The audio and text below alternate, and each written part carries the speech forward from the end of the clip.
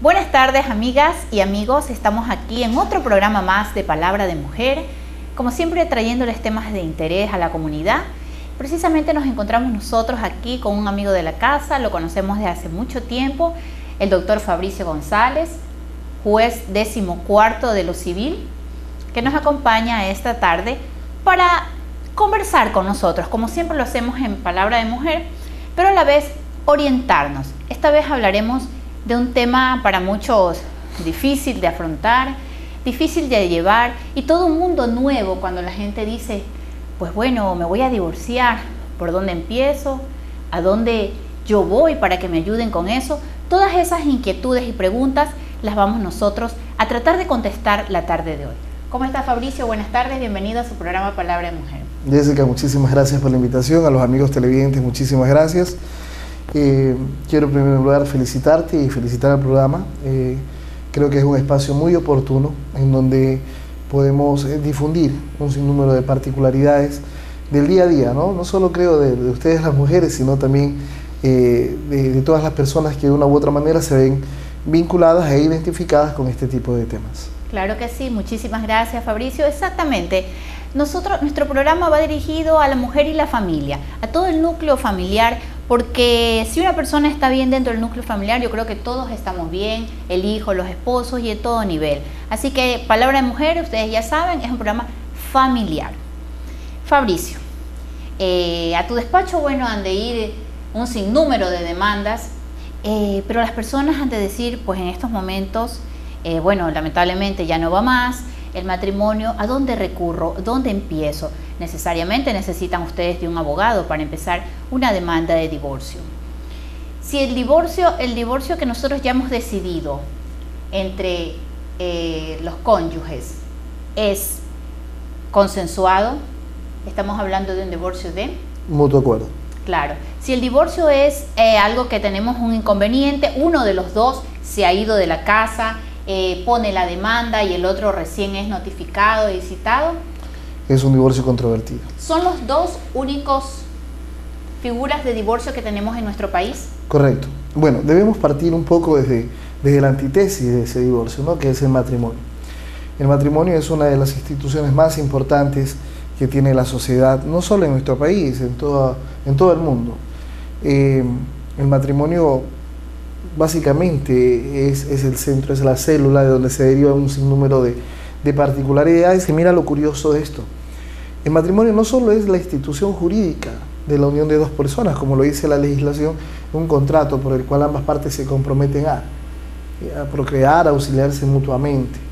De ello se deriva una serie de particularidades, te decía, porque a raíz de este matrimonio se deriva la sociedad conyugal, lo que aporta cada cónyuge dentro del matrimonio, el tema de los hijos, y pasa a formarse. Alguna vez Sergio Bastia, un chileno muy interesante, daba una conferencia y señalaba que el matrimonio es una empresa, y en la empresa la gerencian dos personas, que son el cabeza de familia, el padre y la madre, ¿no es cierto? Y de ello derivas también muchos aspectos, desde los bíblicos a lo sociológico, a lo jurídico. Y el matrimonio en realidad llega a ser una institución verdaderamente representativa. ¿Por qué te hago esta antología? Porque precisamente es ese matrimonio, es esa empresa la que nosotros vamos a disolver. Es ese eje social, esa célula primaria de la sociedad la que nosotros vamos a diluir cuando uno de los dos cónyuges, en este caso, toma la decisión de divorciarse, o los dos.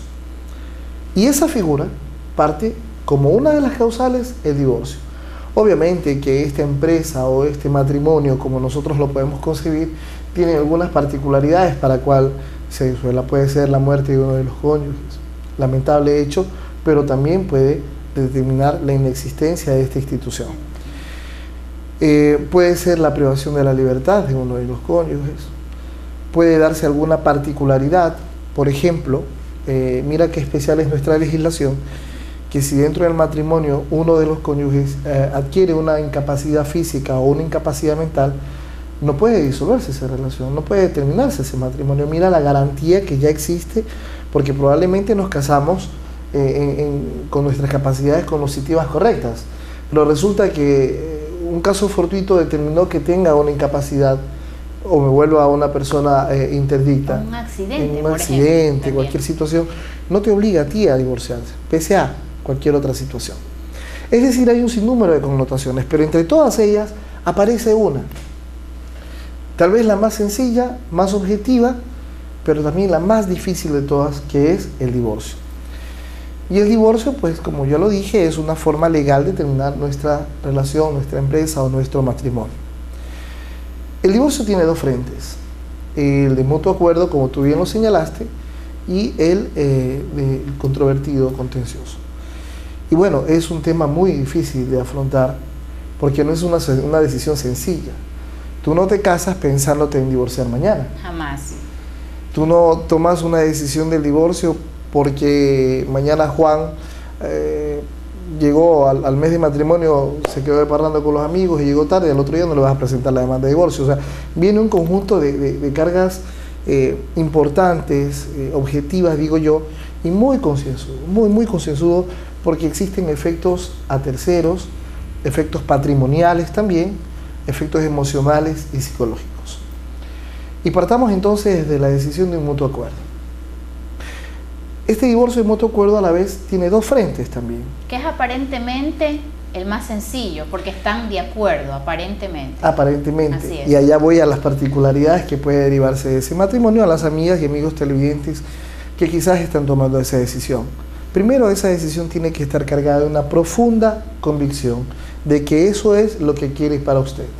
No vamos a tocar el tema moral, ni ético, ni psicológico, pero sí tener muy en cuenta algo, Jessica y amigos televidentes, del efecto coyuntural que puede generar el divorcio.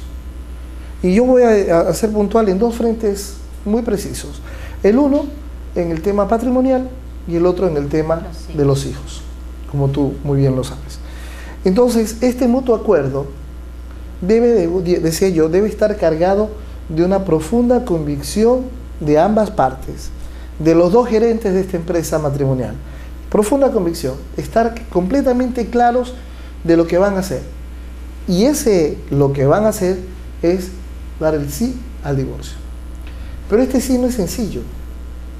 Una cosa, y voy a permitirme, si me lo permites, ejemplarizar el caso, si Alberto está casado con Gabriela, pues bueno, y no existe ni bienes patrimoniales, y me refiero a que no han adquirido algún bien dentro de la sociedad conyugal, y tampoco tienen hijos, el tema es mucho más sencillo, porque se presenta la demanda, pasa el término perentorio de 60 días y se llama una audiencia única. En esta audiencia de conciliación, lo único que necesita el juez en este caso es que de viva voz las partes manifiesten su intención de divorciarse, por lo que en ese momento, ipso facto y por ministerio de la ley, eso queda ejecutoriado. Luego vendrán, inscribirán la demanda, la sentencia de divorcio en el registro civil y adquirirán su cédula de divorciado. Y no hubo mayor trámite. El tiempo estimado de ellos serán unos 3 a 4 meses. Pero también, Fabricio, una pregunta ahí. Justamente en el caso que tú das, se van a divorciar y no hay bienes y no hay hijos. ¿Lo podemos hacer también en una notaría? Perfectamente, a eso iba Jessy. Con la reforma de 2011 ya se permite a los notarios que procedan con los trámites sumarios, en este caso ante las notarías con los respectivos testigos, siempre y cuando exista la condición sine qua non de que no existan ni bienes ni hijos. En ese caso, el notario está perfectamente investido de la facultad jurisdiccional, la competencia para poder realizar un divorcio, que también lo pueden hacer los amigos televidentes ante un notario de cualquier parte del país. No importa los años de matrimonio. No importa los años de matrimonio, en este caso no es una condición. Y esa misma figura lo puede hacer a nivel de un juzgado, de la misma manera. De hecho, el nuevo Código General de Procesos ya establece algunas particularidades y reformas a la ley notarial que le permite a los notarios tener una mayor capacidad o mayor competencia en este y otros temas, como por ejemplo el tema de inquilinato o desahucio, o los contratos de arriendo que ya no son inscritos en los juzgados civiles, sino directamente ante las notarías.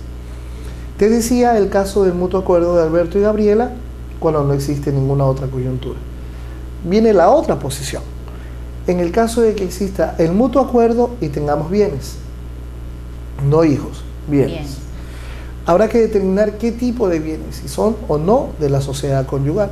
¿Cómo los determinamos? Perfecto, para que los amigos televidentes lo entiendan de una manera muy sencilla, lo que forma parte de tu haber de la sociedad conyugal es lo que han adquirido ambos como pareja desde el momento que tomaron la decisión o de unirse y vivir juntos o de casarse. No nos olvidemos que la unión de hecho es reconocida y tiene la legitimidad dentro de nuestra legislación. Entonces, si no existió capitulación matrimonial, quiero decir, si no separaste los bienes como solo tuyos, sino de la sociedad, de ambos, entonces en ese momento, dentro de la audiencia, podemos nosotros decir con qué bienes se quiere quedar Alberto y con qué bienes se quiere quedar Gabriel. Pero puede darse el caso que el único acuerdo que tengamos en este divorcio es que nos queremos divorciar. Y en el momento que son preguntados sobre cómo va la repartición de estos bienes, puede ser que no estemos de acuerdo. Y si no estamos de acuerdo en cómo quedan los bienes, tendremos que ventilarlo por cuerda separada en un juicio de liquidación de la sociedad conyugal. Y ahí mucho cuidado los amigos televidentes, no podemos confundir eso. En el divorcio, la esencia o el espíritu en sí es aceptar que quieren terminar el vínculo matrimonial que los une. Lo otro, lo coyuntural, viene dentro del proceso. Te decía, estamos de acuerdo en divorciarnos, pero no estoy de acuerdo que te quedes con la casa. O estamos de acuerdo en divorciarnos y tampoco quiero que te quedes con el terreno de acá, con el carro de acá o cualquier otra situación. En ese caso, tendremos que hacer una liquidación de la sociedad conyugal, indistinto al tema del divorcio. Pero si en el caso específico de que cuando llegamos a la audiencia, pues todavía no estamos de acuerdo. Y digo todavía porque me imagino que el momento de que firmamos la demanda y decimos que queremos romper o acabar con el vínculo matrimonial, pues también hemos hablado, bueno, mira, ¿qué te parece la casa? ¿Qué te parece esto? Bueno, mira, hay algunas personas que dicen, lo vamos viendo en el camino. O sea que cuando llegamos a la audiencia todavía no estamos de acuerdo con ello, porque hay algunas parejas que sí, que ya lo definen desde que ponen también la demanda. Tú te quedas con la casa, yo con el carro. Correcto. Si eso está así, entonces no tenemos problema. Pero como tú bien traes, hay una diversidad, muchos amigos televidentes. Escuchamos muchas veces los comentarios en las reuniones de los amigos. ¿Qué pasó? ¿Te divorciaste? Sí, no nos entendimos y etcétera, etcétera. Pero no entendemos en realidad la parte medular del tema y se ha visto a nivel de la judicatura, de los juzgados y ya en el argot jurídico muchísimas particularidades. Como anécdota, alguna vez mientras estuve en el ejercicio profesional, en la audiencia de conciliación, recuerdo tanto del juez de ese entonces, el doctor Rubén Ludeña, me dice, salgamos un momento y dejemos a los que quieren conversar. Él le dice a ella, permíteme un ratito antes de firmar esto. Y salimos, como abogado de la parte, salimos con el juez.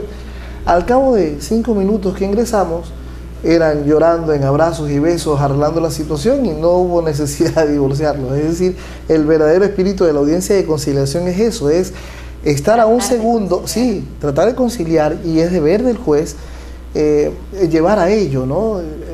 Preguntarles en algún momento, ¿estamos seguros de esto? Y te puedo decir, Jessica, que en muchos de los casos no están seguros.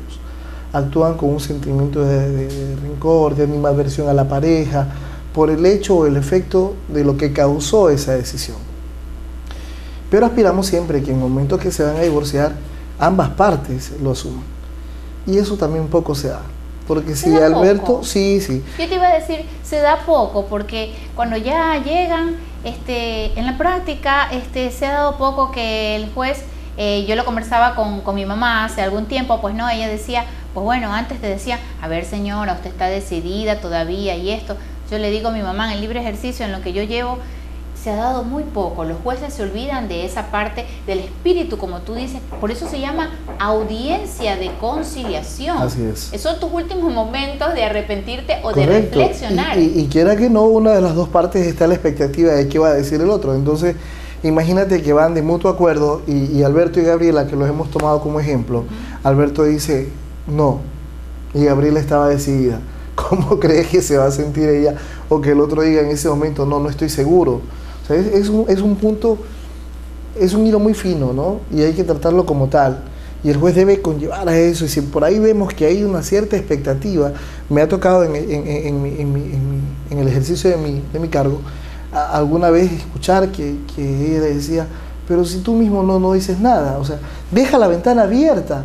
Y es hasta un poco injusto darle o impulsar a que solo sea un mero trámite. Yo creo que ahí debemos agotar muchísimo eso, y los colegas deben también ahondar, los abogados, en tratar de rescatar esa empresa matrimonial, como le digo yo. No obstante, como tú también dices, debe haber, para llegar a un divorcio de mutuo acuerdo debe haberse hablado mucho, ¿no? Debe haber habido desde el antecedente que originó el motivo del divorcio hasta la concientización crítica de la última vez y todo, y llegar con una idea clara de que eso es lo que quieren. Y yo sí quiero insistir eso, amigas y amigos televidentes, porque es necesario en la audiencia de conciliación del divorcio llegar muy claro, con las cartas sobre la mesa, no solo ya hablaremos más adelante del tema patrimonial y de los hijos, sino de la convicción que debe existir en un divorcio. Si el divorcio es de mutuo acuerdo, lo más lógico es que al salir de esa audiencia salgan estrechándose una mano. Lo más lógico. Con la cordialidad y la amistad de saber que agotaron todo el recurso y que esto fue lo inevitable. Pero si nosotros vamos a un divorcio de mutuo acuerdo con rencillas, con animadversión, lo que se derive de ello no es ningún pronóstico favorable. Hablando en el caso patrimonial. Ya si es de mutuo acuerdo y no existe ni patrimonio ni hijos, y lo único que ustedes quieren es liberarse de esa carga, entre comillas, que ha sido el matrimonio para ustedes, bueno, listo, pero aún así se insiste en que esa carga sea consensual. Luego de ello tenemos el tema, te decía, patrimonial y con hijos. Ahí empieza a ponerse esto un poco más difícil, porque retomando el inicio de nuestra entrevista, Jessica, te hablaba del tema empresarial, ¿no? El matrimonio, un concepto de empresa con dos gerentes. En algún caso puede ser el gerente financiero, que es el padre el que lleva los recursos, entre comillas, y la gerente administrativa, que es la madre la que operativamente distribuye esos recursos. ¿Para quiénes? Para sus hijos. Y eso conlleva al desarrollo personal de la institución familiar como el matrimonio. Llega un momento en que ya quieren bienes, adquirirán su casa, adquirirán su carro, establecerán una póliza de seguros, comprarán un terrenito a beneficio de los hijos, y armamos un escenario patrimonial importante para los cónyuges y también para sus hijos. Entonces viene el problema, viene el conflicto.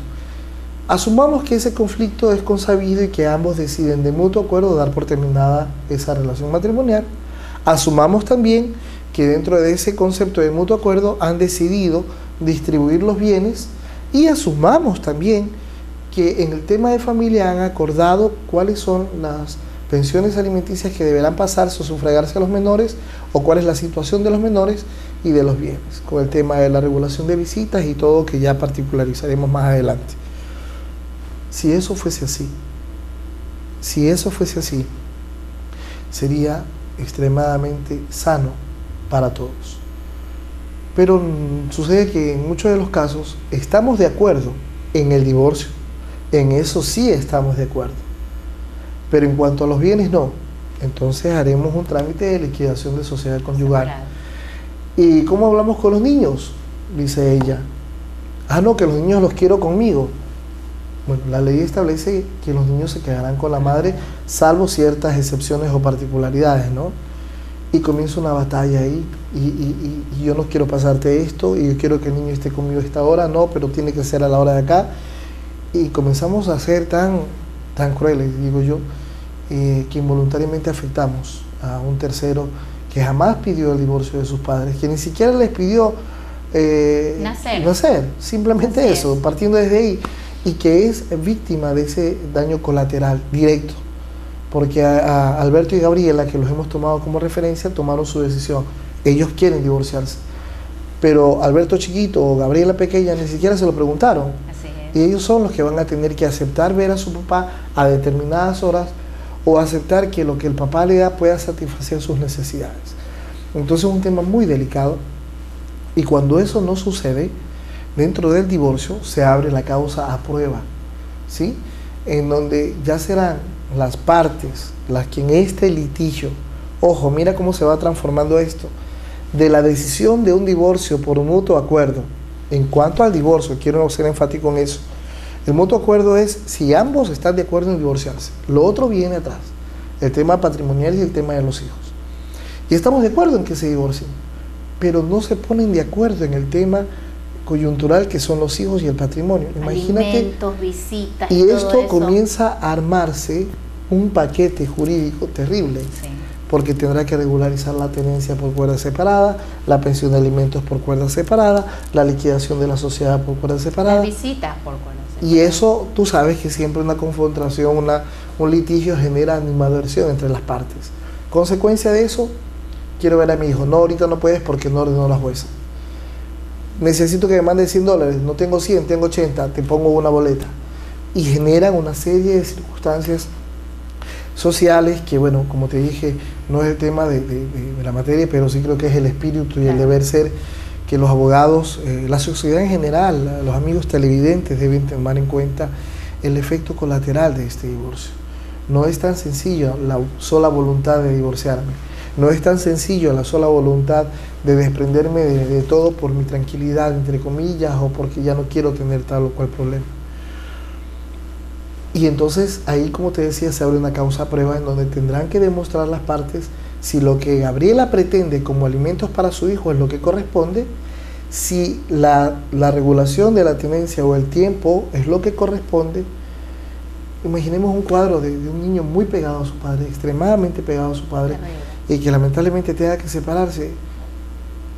Caramba, nos deja pensar si en realidad lo correcto sería que quede con la mamá, cuando de pronto fue una persona que no tuvo la presencia física o la influencia en el desarrollo emocional de su hijo, o viceversa, un padre que pasa inadvertido y que de pronto la madre adquiere un problema de toxicomanía, supongamos. Separarla de ello, eso es un asunto demasiado serio. Por eso la judicatura desde hace algunos años ha implementado la unidad técnica, en donde pues existen profesionales. Ahora el nuevo modelo de gestión ha permitido las unidades judiciales especializadas de familia, niñez, mujer y adolescencia, en el cual pues la unidad técnica determina con informes médicos, psicológicos, un aporte para el juzgador y decirle, bueno, sí, estamos caminando de forma correcta, o no lo estamos haciendo. Y la ciudadanía y los televidentes que están pensando en un divorcio, creo que lo más sano no es considerar que un informe psicológico lo pongan o lo cataloguen de que tiene algún tipo de trastorno, que algún trabajo social o una visita de la trabajadora social sea una prueba contraria. Yo creo que más bien... Y a veces para denigrar a la otra persona. Sí, no, yo creo que más bien debemos ir por el otro lado. Debemos entender que existen profesionales capacitados que van a direccionar el sentido de estos conflictos. Precisamente por eso. La judicatura también tiene ahora la unidad de mediación y arbitraje, en donde existen profesionales que pueden de alguna manera tratar de ayudar a la solución de conflictos que de pronto no han podido ser resueltos dentro de ese proceso, como lo venimos hablando en el tema patrimonial o en el tema de familia y de niños sobre todo. Volviendo al trámite, existe la audiencia de conciliación y de pronto en esa audiencia dicen, sí, estamos de acuerdo, vamos a quedarnos con los bienes de esta manera, el bebé se queda con la mamá, pero yo lo voy a ver todas las noches o lo voy a ver el fin de semana, y si llegamos a un arreglo conciliatorio que es lo más sano, ok, pues en ese momento todo queda ahí. Pueden ser también las visitas abiertas, ¿no? Sin lugar a dudas. De acuerdo a lo de la pareja, pues bueno, tú lo vas a ver a la escuela, me lo traes para el almuerzo, me lo traes para... También, y también es sano. Es sano. Yo creo que en este tipo de cosas tenemos que tener mucho el sentido común y el sacrificio de padre que esto genere, ¿no? No puedes desligar, peor aún cuando existe una relación positiva, una estructura de hogar de un menor, quitarle eso puede causar efectos muy serios en su preadolescencia, en su adolescencia y en la adultez. A la realidad lo marca y lo dicen las estadísticas, o sea, lo ha marcado definitivamente. Yo creo que es un tema que es consabido y no necesitamos ser muy técnicos para entenderlo. Yo creo que las amigas televidentes, los amigos televidentes lo saben y saben que cualquier incidente que de ello derive va a generar un problema. Y comenzamos a tener el efecto reflejo con el niño. En último de los casos, me voy a pasar el fin de semana con mi papá. ¿Y qué escucho? Tu madre es así, tu madre es esto, tu madre es aquello, tu madre es lo otro. Y dile a tu madre aquello, y dile a tu madre lo otro, y dile a tu madre lo de acá. durante toda la semana viene el tormento al revés. ¿Qué hiciste con tu papá? No tengo plata, pedí a tu padre, llámalo a tu padre, haz que tu padre esto, haz que tu padre lo otro, y generamos un problema. Por el amor de Dios, es insostenible en esas criaturas, ¿no?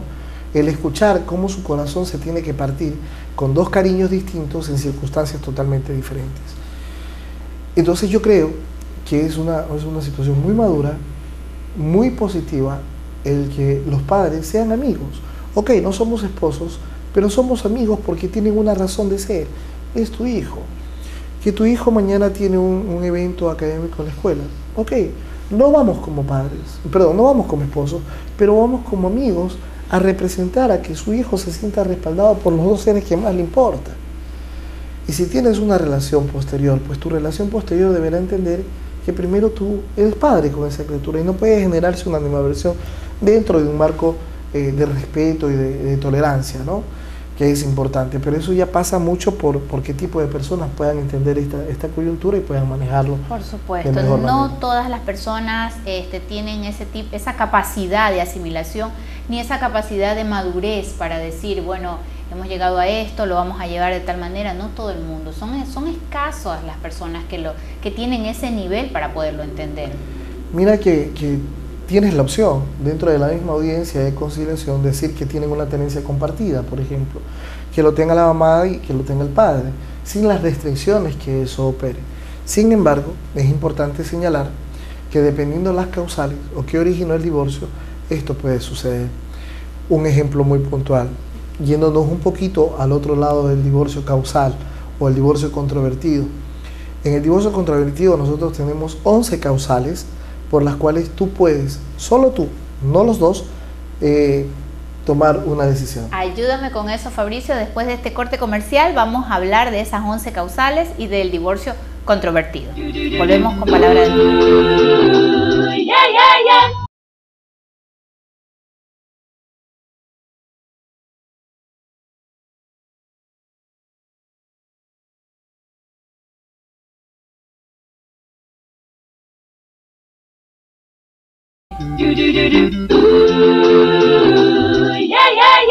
Y bueno, seguimos aquí en su programa Palabra de Mujer, precisamente con este tema que yo sé que a las personas que se encuentran en sus domicilios les interesa mucho. Lamentablemente hay que topar este tipo de temas porque es la realidad que ya nosotros las vivimos. Y qué mejor que las personas conozcan esa realidad, qué podemos hacer, qué tenemos que hacer, o si estamos haciendo las cosas mal con respecto a nuestros hijos, el divorcio, no estamos de acuerdo y sometemos a las criaturas a este estrés emocional que se trata el divorcio de los padres, que de por sí, si llegaron a esta situación es porque ya tuvieron un matrimonio difícil, ya los niños se sometieron a eso. Imagínate un divorcio mucho más difícil todavía. Mira, Jessica, ahí vienen algunas particularidades, ¿no? Mucha gente dice, no, por mis hijos me quedo, que mis hijos crezcan, bueno, en fin, una serie de circunstancias. Hay bastante gente que dice eso. Sí, y bueno, cada matrimonio es una historia distinta, ¿no? Podríamos agotarnos todas las entrevistas y no podríamos definir concretamente cuáles. Pero sí es importante resaltar, como tú dices, que ninguna decisión de divorcio viene gratuita. Toda causa genera consecuencia. Y al llegar a la palabra divorcio, debe haber antecedido un sinnúmero de situaciones, o solo una que haya marcado la vida. Vuelvo a suponer un ejemplo, y de hecho es un caso que conocí en el ejercicio. Se casan y al mes ella lo descubre como una infidelidad. Al mes. Se divorció, no hubo ningún problema, y fue un divorcio de mutuo acuerdo. Él reconoció, le pidió al empleador, no pasó nada, no había bienes, no había nada. ¿Sí? Y existen matrimonios que en 20 años no pasó nada y en una sola marea o en una sola brisa también se pueden diluir. Sobre cómo mantenerlo o cómo durar en ese matrimonio ya es otro tema, de otra conversación. Pero vamos a ese divorcio. Hay un hecho generador de ese divorcio. Y cuando es de mutuo acuerdo, de pronto como que la situación es un poco más descansada entre las partes porque ambos son conscientes de que esa es la mejor decisión. Y cuando existe el mutuo acuerdo, en algunos casos, no en todos, vienen con una coyuntura de cómo van a salvar el tema con sus hijos. Pero el problema ocurre cuando el divorcio se vuelve causal o controvertido. Decíamos a los amigos televidentes antes del corte que existen 11 causales que los determina el Código Civil en cuanto a los divorcios causales. Y por ejemplo, uno que muy poco se lo toma como referencia es la sevicia. Para que los amigos televidentes nos entiendan, las sevicias son los constantes maltratos psicológicos o físicos a la que uno de los cónyuges se ve expuesto. Entonces, ese es un tema que ha tenido tal repercusión social que hace 3 años ya la Judicatura creó las unidades de violencia intrafamiliar, ¿sí? Precisamente para poder justificar o de alguna manera ir determinando o poniendo, no solo en el caso de las mujeres, también existen hombres víctimas de este tipo de violencia intrafamiliar o de este tipo de maltratos, que al ser constantes se vuelven una causal para el divorcio. Otro tema importante que muchas veces, a veces las personas desconocemos, la tentativa a la vida del cónyuge. Existen problemas de temperamento que llaman muchísima la atención. Llega un momento en que la discusión aflora a tal nivel, y hay un caso muy conocido, en una discusión muy tensa, muy intensa también, en donde ya viene un tipo de agresión y una de las partes adquiere un objeto contundente y le causa una fractura craneal a la pareja. La pareja demandó el divorcio por tentativa de homicidio. Claro. Y no solo eso, ante esa tentativa de homicidio consideraron que existía una alteración emocional muy seria para que esa persona se quede con sus hijos, y también los retiró. Por supuesto. Entonces, yo no puedo dejar a mis hijos con una persona que reacciona así y que es violenta manera. De esa forma, ¿no? Claro. Una persona con un toxicómano, con problemas de alcoholismo, de drogadicción, en cualquiera de los dos géneros, también es una mala influencia para los menores. Y también es una influencia negativa para mí mismo, porque nos volvemos dependientes de esta situación. El tema de la violencia, como te decía, y la actitud hostil, es una de las causales, o de las principales causales, que a veces nosotros los tenemos. Cuando decimos, bueno, tenemos incompatibilidad de caracteres. ¿Qué nos dice eso? Que nos equivocamos desde el principio. Claro. Entonces, a mí me llama mucho el tema, la actitud hostil como causal, porque ¿en qué momento tu matrimonio se volvió hostil? ¿En qué momento del romanticismo de tus noviazgos, la decisión de tu matrimonio, la empresa matrimonial a la que nos hemos referido y todo lo que hemos aportado en ella se volvió hostil? ¿A cuenta de qué? Del cansancio, la rutina, cualquier otro factor social externo, lo entiendo, pero como actitud hostil, una causal debe ser demostrada. Ahí va mi pregunta. Por ejemplo, aquello de actitud hostil, ¿cómo los colegas asesoran a su cliente para nosotros mover esa demanda que sea una causal de divorcio?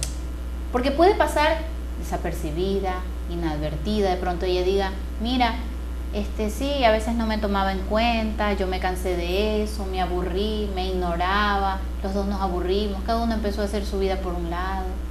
¿Cómo lo impulsamos y los jueces cómo lo toman para calificarlo como una causal de divorcio? Muy interesante tu pregunta, Jessica. Bueno, para ser honestos en este tipo de situaciones, si existiera actitud hostil dentro del matrimonio, lo lógico es, si tú no te sientes bien y yo no me siento bien y ambos tenemos una actitud de animadversión juntos, caramba, divorciémonos. Claro. Y lo hacemos de mutuo acuerdo. De hecho, creo que la actitud hostil es la bandera del divorcio por mutuo acuerdo, porque precisamente es la falta de armonía en el hogar la que te lleva a tomar una decisión en conjunto. Pero en divorcio causal, la actitud hostil debe ser concebida desde una óptica totalmente diferente. ¿Por qué lo digo? Porque esta actitud hostil debe ser probada. No estamos hablando de que la pareja es violenta, porque lo contrario sería sevicia. No estamos hablando de que la pareja es toxicómana o tiene tentativa de asesinato o ha sido perturbado. No hablamos de nada de eso. Hablamos de una irritabilidad dentro de la convivencia cotidiana, dentro del trato, para una sola parte. Porque si la actitud hostil estuviera en ambos casos, entonces eso se deriva a un divorcio por mutuo acuerdo. Diferencias irreconciliables. De acuerdo, pero claro, la actitud hostil es la que te genera el cónyuge. A ver, Gabriela o Alberto, que hemos tomado este caso, han tenido marcada indisposición con su pareja. Llega de su trabajo molesto, solo pasa insultando, solo le pasa reclamando, es un celópata, coge el teléfono, se lo revisa, no le permite tener una vida normal, existe se genera un ambiente hostil, claro. En la comida todo el mundo está tenso, los niños no pueden estar tranquilos, ella está nerviosa de si come bien o no come. Este daño emocional ya genera, ojo que no es maltrato, es una actitud por parte de uno de los cónyuges de hostilidad para con otro. Y eso hay que tenerlo claro y a veces lo confundimos. Es la actitud de hostilidad de uno de los cónyuges con otro. Esa es la actitud hostil. De manera constante y permanente. Y permanente. De manera constante y permanente que deteriore ya la situación. A veces dicen, no, el daño es psicológico, el daño es emocional. De acuerdo, pero ese es un concepto distinto. Acá es la actitud de uno de los cónyuges de forma permanente con la hostilidad. Y eso tiene que ser comprobado. Entonces tú no puedes demandar el divorcio por actitud hostil porque algún día tuvo un mal día de trabajo y te gritó. Y casualmente ese día que te gritó estaba la vecina y estaba el vecino que escucharon que te gritó ese día. Que pueden ser testigos aparte. Que pueden ser testigos incluso. Eso no me va a justificar la actitud hostil. Y esa demanda, tengan la certeza que probablemente irá sin lugar. Y probablemente no se va a poder cumplir. Porque la actitud hostil, como insisto, debe ser la actitud de uno de los cónyuges con carácter permanente de hostilidad. Entonces sí, podemos decir, por ejemplo, que cada vez y cuando el señor o la señora tal le saca la ropa a la calle, que cada vez y cuando, si llega mareado, nunca le abre la puerta y tiene que dormir afuera. Bueno, en distintas situaciones o circunstancias que determinen que existe una actitud hostil. Y a veces es muy mal aplicado, ¿no? Cuando piden el divorcio de mutuo acuerdo y le dicen, bueno, me quiero divorciar de ti, dicen, no, de mí no te vas a divorciar, lo primero que buscan es poner la actitud hostil como causal de divorcio, cuando probablemente no es la vía más adecuada. Y finalmente, una causal muy representativa o que muy particular es el abandono de hogar. Cuando el abandono de hogar se ha dado por más de 3 años, puede cualquiera de los cónyuges demandar el divorcio como causal. Pero este abandono tiene que ser también corroborado y comprobado. En muchos de los casos, el tema migratorio que vivimos nosotros en la década del 90 causó un profundo impacto social y de ahí que el abandono tuvo como causal un auge importantísimo. Porque en estos momentos pensar en un abandono, ¿qué nos representa? Ahí hay que tomar en claro 2 cosas. Uno es el abandono con inexistencia física, en el cual Juan o Manuela o Alejandra se fueron a otro lado, o se fueron del país y no ha existido contacto permanente de ningún tipo con ellos. ¿Sí? Telefónico, correo electrónico, mensaje de texto, nada. Que diga, por ejemplo, vamos a poner un caso muy puntual. Carlos se encuentra en China. ¿Sí? Y durante 2 años y medio no ha tenido un contacto con su esposa, pero a los 2 años y medio manda un mail, manda una carta, manda un bono económico y hasta una sorpresa, y diciéndole, mi amor, te amo, aquí estoy. De alguna manera no existe el abandono, porque existe la predisposición afectiva de que mantienen una relación. Lo otro sería que durante 3 años no sepamos de él, en el caso que esté fuera y no pasa nada. La otra opción o la otra circunstancia es que él manifieste públicamente que ya no quiere estar con ella, y eso puede sí considerarse como abandono con la predisposición de la parte de que no quería estar juntos y se allana la demanda. Si lo hace dentro de los 3 años, a los 2 años y medio se interrumpe la causal, claro, prescribe porque tiene que tener esa condición. Y la otra es lo que pasa normalmente acá en nuestra sociedad. Tuvieron una discusión, se pelearon, me voy con mi madre, o me voy con mi padre y me tomo un tiempo, o tomémonos un tiempo de 2 meses y volvemos a conversar, y esos 2 meses se hicieron años y nunca más volvieron.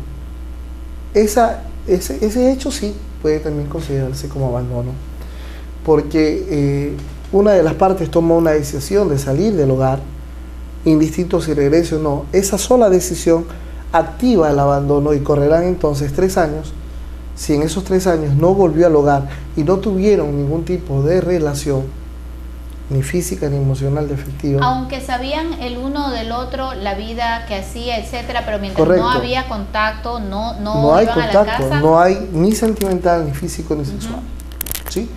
Ya. Entonces tú lo manifiestas como causal de que dentro de ese periodo de tiempo no ha existido ningún tipo de vínculo, ni afectivo, ni sexual, ni emocional, ni de ninguna naturaleza, es una causa suficiente como para declarar el abandono y poder demandar el divorcio con esta causal de abandono por una de las partes. Y que se ha dado mucho últimamente, se ha dado mucho esa causal, porque hay personas, como tú decías, con esto de la migración, bueno, fueron a trabajar, un día fueron a trabajar, no se despidieron para siempre, ni no que nos vayamos a ver nunca más, pero sobre la marcha pasaron muchas cosas, y de pronto la soledad hizo que tuviesen otras parejas y etcétera, pues bueno, y la verdad también luego viene el temor de cómo me acerco, y pasó el tiempo hasta que decidimos, una de las dos partes, en ese caso yo creo que siempre una de las dos partes es el que ya busca terminar con ese vínculo.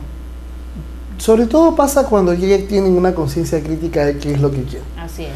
Porque de pronto están separados indefinidamente, hay parejas que tienen años separados, muchos años, y nunca se han divorciado y han mantenido ese estatus de casados, ¿no? Pero de pronto cuando ya abandonado el hogar como está, separados como están, consideran que es irreconciliable el volver y encontrar una salida, y lejos de ser un beneficio te representa una carga porque la otra persona adquirió una deuda y tiene un problema en la central de riesgo, que tú quieres sacar un crédito y no puedes porque todavía estás casado. Claro. Son situaciones que pasan día a día. Entonces tú dices, bueno, tiene que tocarte algo para tú tomar una decisión y decir, me quiero divorciar.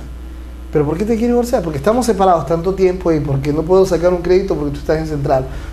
Por ejemplo, entre otras particularidades que tiene.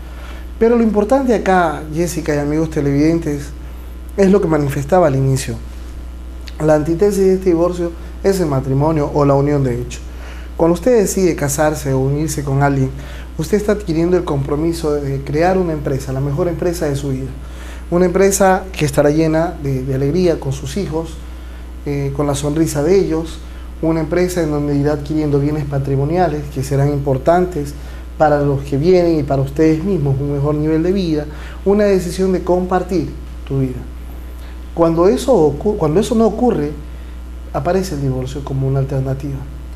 Pero aún siendo una alternativa, tiene que ser consensuada, pensada, con una profunda convicción de los daños colaterales que pueden acarrear patrimonialmente, insisto, y también con el tema de los menores. Y que necesariamente van a acarrear aquello.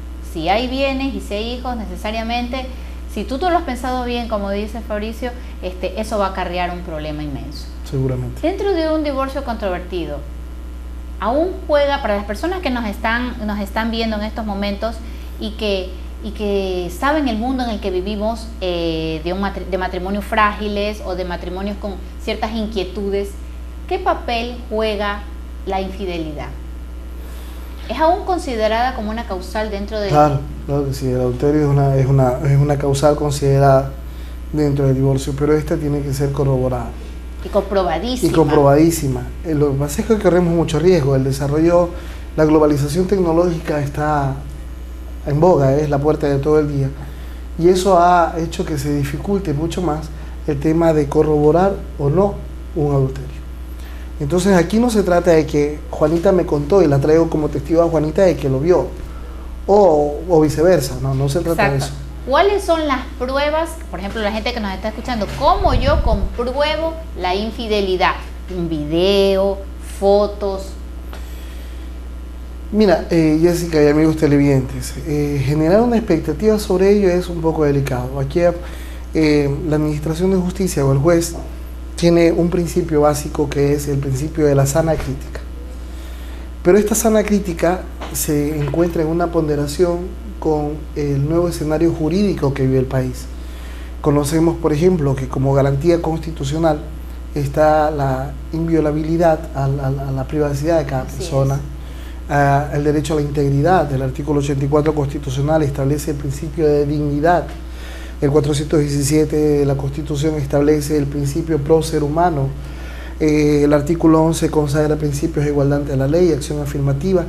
Es decir, nosotros estamos en un sistema garantista de derechos, y el derecho a tu privacidad o a tu esencia como persona no solo es una garantía constitucional, es una garantía fundamental de derechos fundamentales que datan desde la misma Declaración de los Derechos Humanos. Entonces, no es tan sencillo irrumpir en alguien o con alguien sobre tal o cual forma de actuar. Un video, ¿hasta qué punto me puede legitimar a mí? Primero, su veracidad. Segundo, su tiempo. Y tercero, el momento determinado en que se lo realizó. Ese video puede ser, sí, un atenuante importante, pero tendrá que ser sometido a algunas pericias que hoy por hoy nosotros contamos con profesionales en diferentes campos que pueden dar fe de la legitimidad del video en cuanto a tiempo, espacio y circunstancias. Y no es un montaje tecnológico o algo que afecte a la integridad de esta persona. Fotografías que pasarán por la misma pericia. Y finalmente algo importantísimo, que es la manifestación de voluntad de quien determina cómo causarlo en adulterio, porque tendrá que comprobarlo. En este país nosotros no podemos emitir un epíteto o lanzar una piedra y guardarnos la mano. Lo que nosotros consideramos que debe ser verdaderamente corroborado. Y ahí hay que hilar muy fino, vuelvo a insistir, en los colegas abogados. No podemos deshumanizar el error de cualquier persona. Error como tal, de acuerdo, judicialmente será determinado, pero no podemos nosotros, a cuenta de ese error, satanizar o sacrificar a la opinión pública un hecho o en el criterio jurídico una particularidad de tal o cual persona. Es un tema extremadamente delicado, que sí, que el video, que la fotografía. Con esto de la tecnología ahora, las personas se consideran fotógrafos, investigadores, entonces por eso va mi pregunta, y muchas veces de pronto las personas que nos están viendo utilizan aquello, o dicen, sí, mira, o síguela, o síguelo, y con un video, mira, suficiente, se lo presentas al señor juez, y ok. Ok, pero yo te vuelvo a repetir, ahí viene el principio de la sana crítica del juez. Así es. Si a mí me presentan un video en donde queremos satanizar a una persona por un acto de adulterio, de pronto no lo voy a considerar, porque el derecho de una persona termina donde empieza el del otro. Y eso debemos tener muy claro. Las personas tenemos límites, porque luego de ello empieza el derecho de alguien más. Claro. Entonces no podemos, a cuenta de ello, nosotros operar la justicia o administrar la justicia a cuenta de criterio de lo que demuestren. Tiene que haber un principio objetivo, una sana crítica, una observación esencial de la prueba en su conjunto, no específicamente de eso, ¿no? Entonces no se trata solamente de este hecho. La flagrancia, como para los amigos televidentes que no conocen, es un hecho inmediato, consumado en ese momento. Lamentablemente no lo podemos hacer. No va a decirme, señor juez, véngase en un carro que aquí en este momento está. No podemos hacer eso. Entonces, obviamente deben ilustrarle al juez de que efectivamente existió el adulterio como causal, pero insisto, la violabilidad a la privacidad es un principio. Y el derecho de una persona termina donde comienza el de alguien más, y hay que manejarlo con muchísimo tiempo. Bueno, volvemos después de un corte para culminar con este tema. Recuerden a los amigos, como ya lo habíamos hablado en un programa anterior, si están interesados en las tendencias y oportunidades de negocios con China, se pueden registrar en www.machalaemprendedor.com. Ahí están toda la información que ustedes deben saber. Vienen panelistas nacionales e internacionales, pueden registrarse allí para saber toda la información, los costos. La fecha es el 2 de julio y se va a llevar a cabo en el Ritz Hotel. Ya volvemos para culminar con este tema en Palabra de Mujer.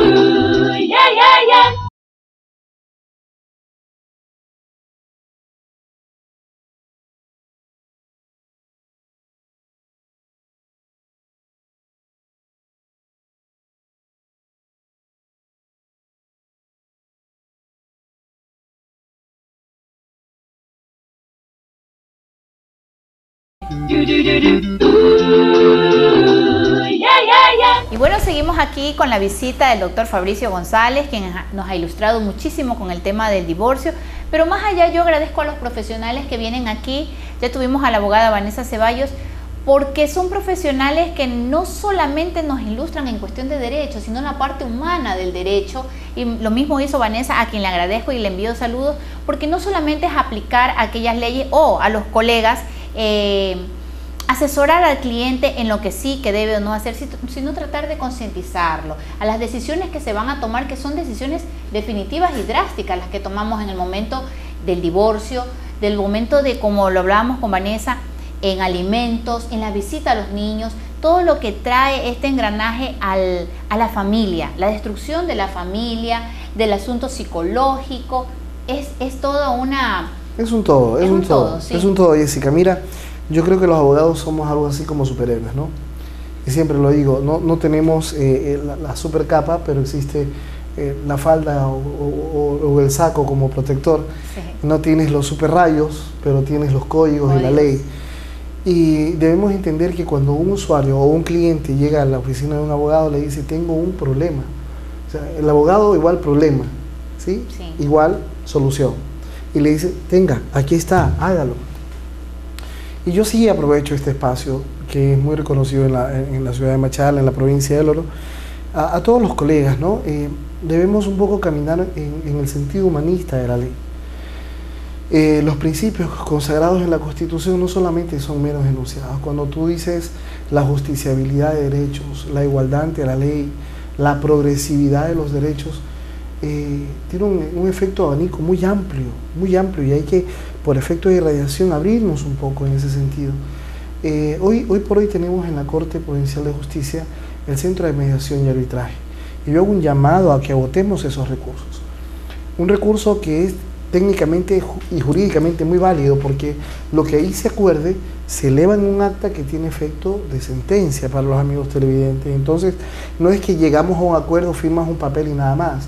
Ese efecto de sentencia es un documento plenamente hábil para poder ejercer la obligación o el problema que estaba sometido en una mesa de diálogo. Y yo creo que ahí parte mucho el que los abogados vayamos cambiando una cultura jurídica en este nuevo escenario jurídico que se vive en el país, claro. Jessica.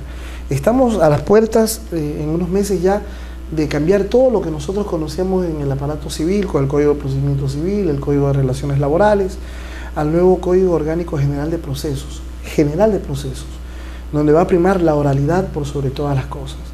Entonces yo creo que un recurso alternativo, rentable si lo quieres ver de alguna manera, es un centro de mediación.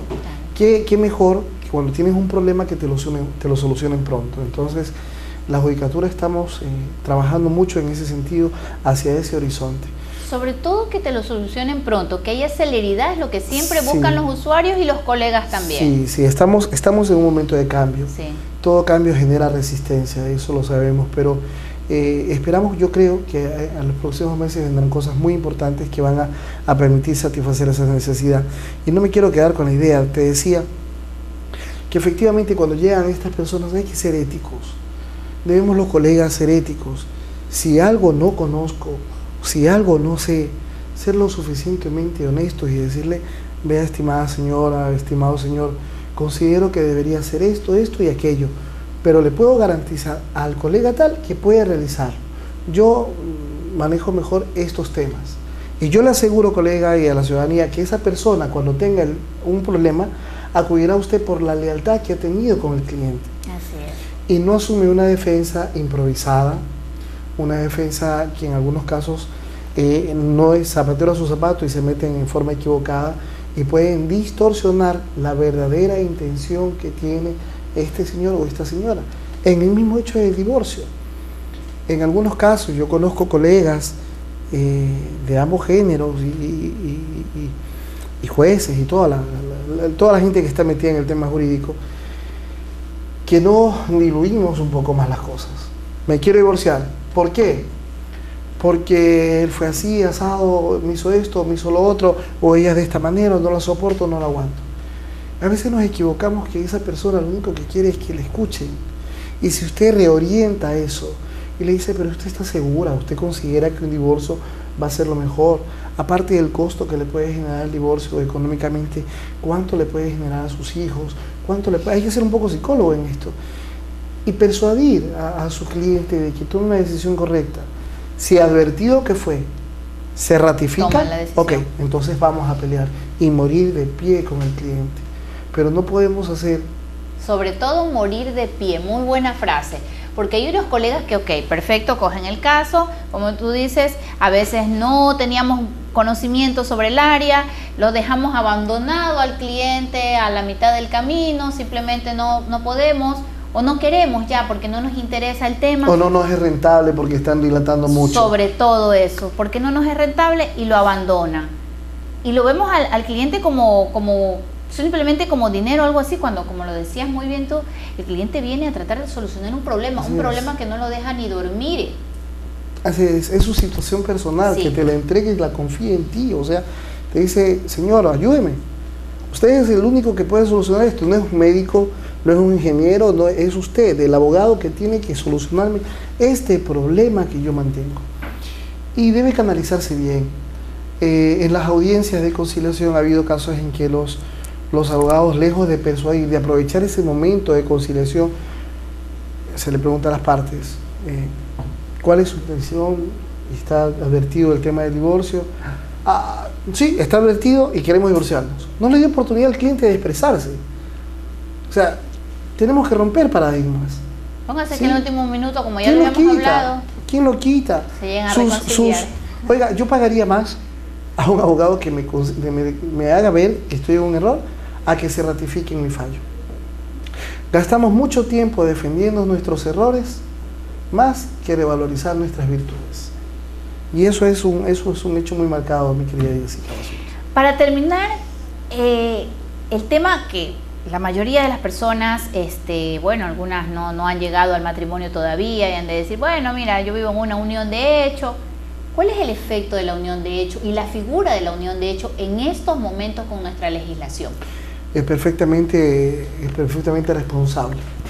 Y la unión de hecho está no solo como garantía constitucional, la unión de dos o más personas, dice la ley, y tiene la condición de contrato bilateral, ambas personas se unen en los mismos términos que el matrimonio, solo que esto deberá ser corroborado por una declaración juramentada de que tienen más de 2 años juntos. Si tienes más de 2 años con debidos juntos, testigos. Con debidos testigos ante notario. Si tú tienes más de 2 años, tienes exactamente los mismos derechos, garantías y obligaciones que tuvieras en el matrimonio. Es decir, puedes estar unidos, pero si tienes el tiempo prudencial o tienes un hijo en común con más de 2 años y lo determinas así, todo lo que tú adquieres dentro del haber forma parte de esa sociedad conyugal, indistinto de que estés casado o no. Y en el momento de que tú quieras declarar disuelto la unión de hecho, tendrás que liquidar los haberes que adquiriste dentro de esa unión. Ahora, hay gente que vive en unión de hecho, pero no tiene el documento como tal. Bueno, habría que ver cuál es el efecto que queremos causar en eso, porque de pronto no tienen el documento, pero tienen un hijo de 6, 7, 8 años. Claro. Entonces, está más que comprobada. Perfectamente comprobado, claro. Y en los casos de unión de hecho no es muy complicado. Complicado tal vez cuando no existen menajes del hogar o bienes patrimoniales que se hayan adquirido. Complicado tal vez cuando de pronto una de las partes decide, bueno, hoy día me levanté, cogí mi maleta y me fui, o sea. Pero cuando existen niños ya es más que fehaciente. Ahí está la prueba. Ahí está la prueba. De la unión de hecho, sí, ¿qué más? No, y hoy por hoy tiene plenamente cobertura legal, está protegida la unión de hecho dentro, la institución de la unión de hecho es una institución muy privilegiada dentro, no solo como garantía civil, sino también como garantía constitucional.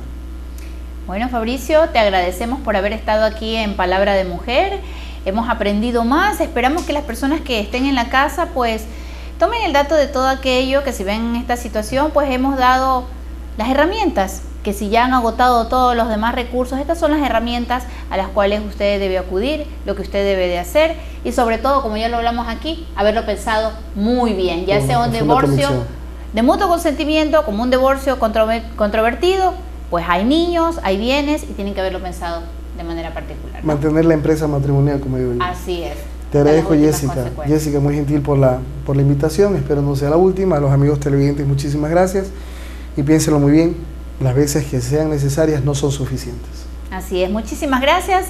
En otra ocasión volveremos más con su programa Palabra de Mujer.